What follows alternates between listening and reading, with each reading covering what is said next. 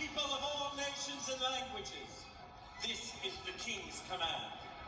At the sound of the trumpet, you are to fall upon the ground and worship King Nebuchadnezzar. Anyone failing to do so will be thrown alive into the fiery furnace.